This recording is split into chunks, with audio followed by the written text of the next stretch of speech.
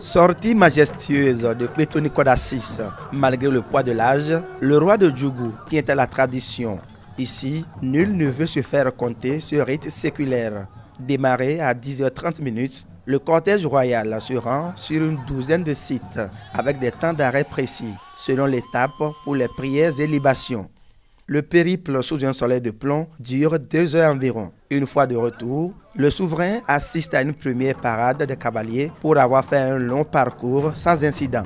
L'après-midi sera réservé enfin à la réjouissance populaire sur la place de la Gani.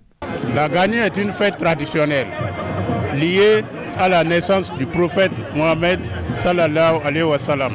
La première autorité communale saisit l'occasion pour inviter ses administrés à l'union.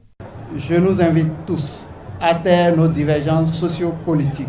Plusieurs tableaux sont présentés ensuite au public, soit le côté festif de la Gani, de l'exécution des tambours sacrés en passant par la danse du cheval dressé. Les manifestations ont séduit plus d'un. Mes impressions sont bonnes et vous savez que la tradition, elle est très difficile. Et nous allons d'abord remercier le président du comité d'organisation. L'essentiel, nous allons implorer les membres de nos ancêtres d'accompagner Sa Majesté le roi de Djougou, de le soutenir et pour que Djougou prospère. L'édition 2017 de la Gani à Djougou est un pari gagné. Je suis très content et je remercie notre gouvernement, en sa tête le président Talon.